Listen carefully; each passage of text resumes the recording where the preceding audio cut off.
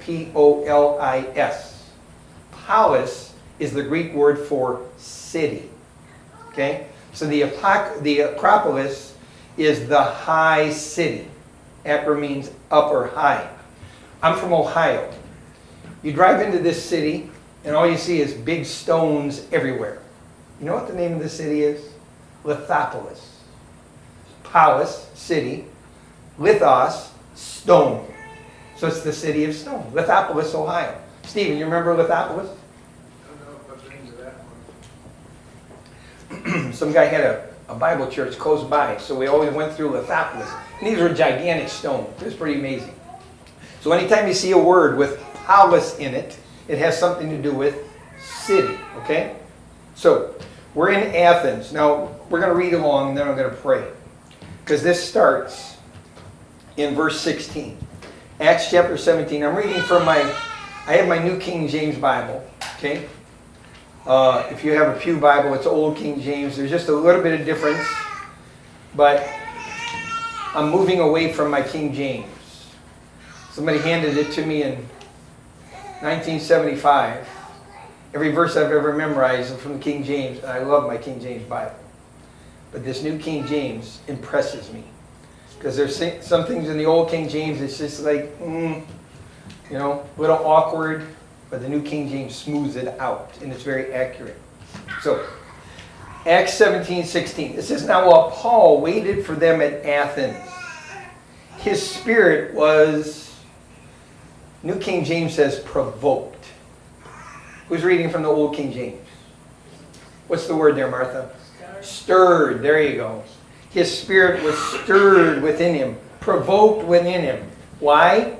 When he saw that the city was given over to idols, wholly given to idolatry.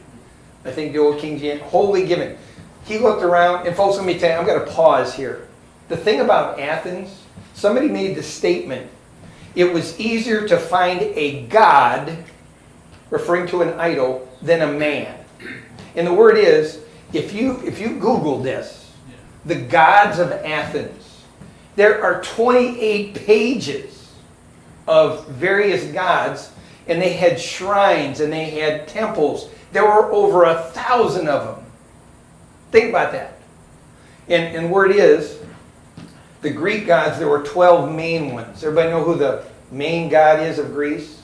Zeus. Okay? He's the father of Moloch. So you got Zeus, you got Athens. You know who Athens was named after?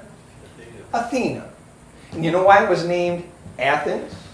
Instead of, here's the thing, she was challenged by Poseidon. Poseidon wanted the city named after him, and the people said, okay, we'll have a contest. This is Greek mythology. And whatever, you guys present a gift, and whatever gift we pick, we're going to name the city. Poseidon, remember his trident? He has this trident. Well, he slams his trident down, and he creates this saltwater spring from slamming his trident down. What does Athena do? She creates an olive tree for peace and prosperity. And the people went, and they named it after Athena. Athens, after Athena. Okay? So you got Zeus, you got Athena, you have Artemis, Aphrodite, Hermes. I could go on and on and on. So those are the 12 main gods. Okay? But there's lesser gods. So think about this, folks. Altars and shrines and temples. But then in my mind's eye, I got to tell you, the way preachers think, do you know what's going on this morning all over places in the United States of America? I could take you to Atlanta, Georgia. There's this big shrine there. It's called a stadium. And people gather in this state in Atlanta and Detroit and Baltimore, in New Orleans.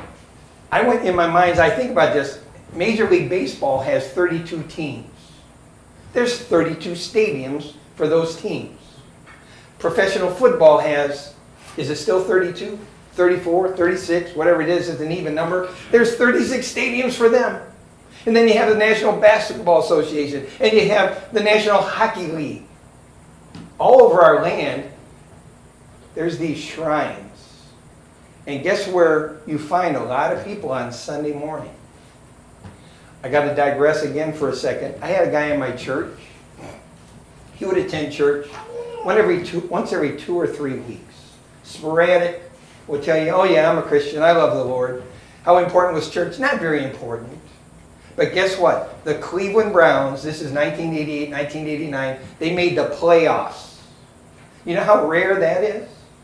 They hadn't been in the playoffs in 15 years. So they announced ahead of time, we're putting playoff tickets on sale. The line formed the day before. The tickets were put on sale Saturday morning at 7 in the morning. The line forms on Friday afternoon to buy tickets. Guess what? This guy could hardly make it to church regularly, was in line Friday afternoon and spent the night in line for a football ticket. And he shows up at church, I got one. I said, how'd you do that? He said, I waited in line all night. I go, what? I mean, I was sweet. It's like, oh, what time did you have to get there and how long did you? It's like dedicated to football. That kind of bothers a pastor. I think you get the drift. Sunday morning is the Lord's day. Amen? We're just going to leave that one there. Okay. You can see why this thing got every time I read this. I mean, Paul, someone said he was probably there on a sightseeing tour because he had a couple of days off. Paul did, and he looked around and he sees this altar and he sees this shrine and he sees this temple. Because you have the temple to Athena. It was one of the 7 wonders of the ancient world. Look it up. 135 pillars, 40 to 60 foot tall. It was amazing. And it came to be called the Parthenon. The Parthenon, the Greek word Parthenos, is the word for virgin. So the Parthenon was the temple of virgins, dedicated to Athena. And Paul saw that. And he's just getting agitated. And he starts sharing Jesus with folks, okay? So it says, his spirit was provoked. There in verse 17, remember I told you, therefore he reasoned in the synagogue with the Jews and with the Gentile worshippers, and in the marketplace daily with those that happened to be there. Paul just had to witness. He had to tell folks about Jesus. So, in verse 18, then certain Epicurean and Stoic philosophers encountered him. And some said, what does this babbler want to say? By the way, I should have mentioned, if you think about back in that first century, what was the main city of the world at that time? Rome. When you thought about Rome, what is conjured up in your mind? Power.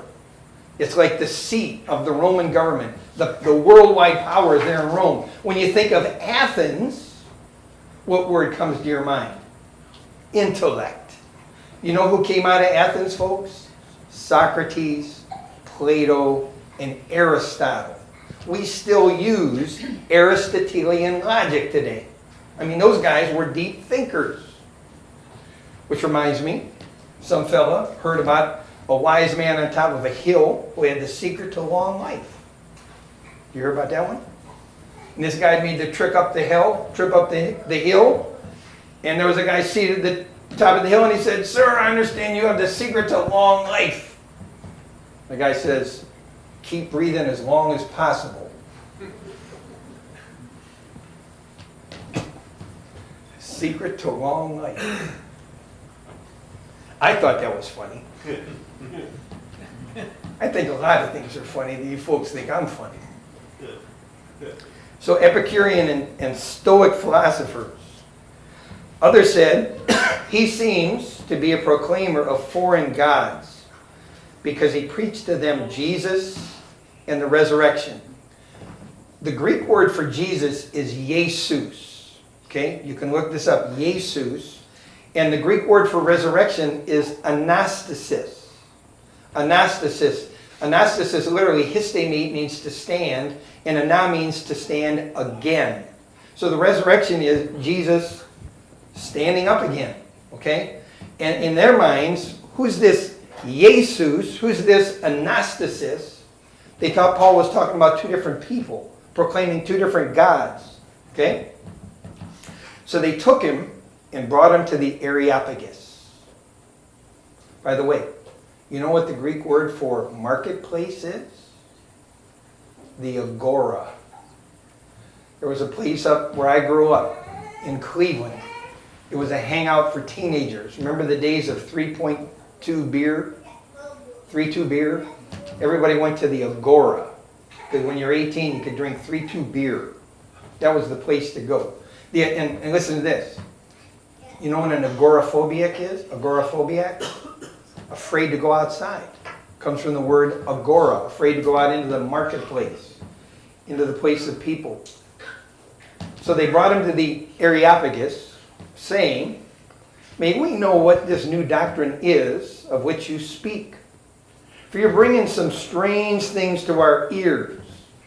Therefore we want to know what these things mean. For all the Athenians and the foreigners who were there spent their time in nothing else but either to tell or to hear some new thing."